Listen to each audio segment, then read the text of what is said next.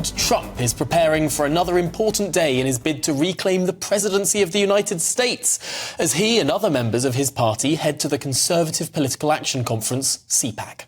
Yes, the Republican conference will showcase everything the party has to offer ahead of the election and will give Trump the chance to reunify the party's members and appeal to potential voters. But to help preview the event and take us through some of the big issues stateside is one of the star speakers at the event, GBNews presenter Nigel Farage. Nigel, CPAC is always a huge moment in the Republican year. They don't have sort of party conferences in the same way that we do, and this is perhaps the next closest thing. What are we expecting to hear over the next few days?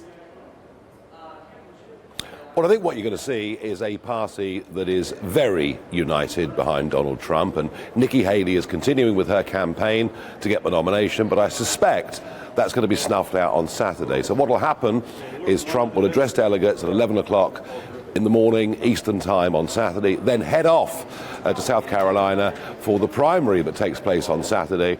And remember, this is Nikki Haley's home state. She was the governor there, and Trump is expected to win that by 2 votes to 1 against her. And I think that probably Saturday is the day when it's all over. Trump becomes officially the Republican nominee. So what you're going to see here is huge enthusiasm for Trump as the candidate. The grassroots absolutely love him. He comes to this conference every single year. He's been doing it for over a decade. And from him, I expect we're going to see Trump more bullish than we've ever seen him before. And I think that all these legal absurdities, and that's how I view the judgment from New York last week, I think all of these legal absurdities make him much stronger with his own base. And I also think, more broadly in the country, any fair-minded person can see that the judicial system is being used to try and stop him becoming president. So the whole thing, tough though it is for him to endure, is actually helping him. Nigel, do you think he'll speak on the war in Ukraine again? Yeah, I mean, he's got to mention Ukraine in some way. What he's going to say about NATO, I don't know. I very much hope to have a conversation with him on that subject. What he's basically saying is, look, you guys have been delinquent. You've been delinquent for years. You've been relying on America. But those comments are being taken by Keir Starmer. Those comments are being taken in Brussels as a means of saying, right, what we need to do is to have a military effort at a European Union level.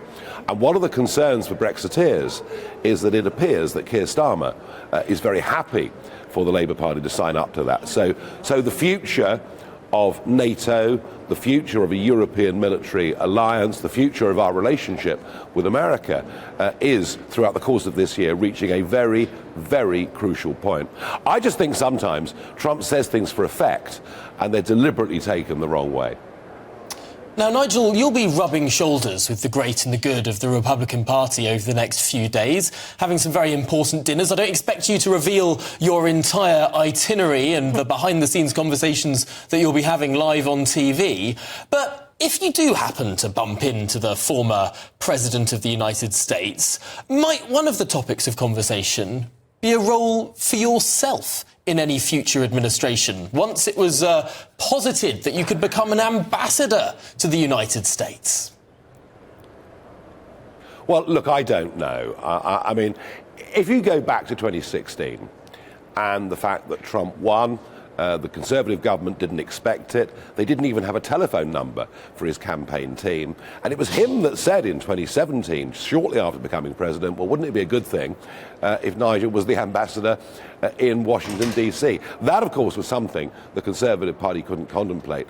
All I will say, and it's to go back to my previous comment, is we are at a very, very important moment in terms of military alliances. It is going to be vital, especially if Labour win the election, given some of the things that David Lammy and others have said about Donald Trump. It is going to be vital for us that we have an ambassador on behalf of the UK in Washington that can actually have a relationship with the Trump administration. And if I'm the right person for that, wonderful. If I'm not, well, let's find someone who's not the usual Foreign Office stooge. Nigel, just lastly, any misgivings about a second Trump presidency? None at all? Oh, goodness gracious me. I think the world needs Trump more now than it ever did before. And I think even his fiercest critic would admit that in terms of foreign policy, he was a peacemaker. Remember, his administration put in place the Abraham Accords, the beginnings of Israel forming normal bilateral relations with a number of Arab states. Saudi Arabia were on the verge of joining that club, and that is why Hamas attacked on the 7th of October. He proved to be a great peacemaking president, and we need him back on the world stage very badly and very quickly. Well, Nigel, it's a point of view. I'm sure we'll hear many voices, perhaps in this country, contrary to that view. But thank you very much for joining us, speaking live from Washington, D.C.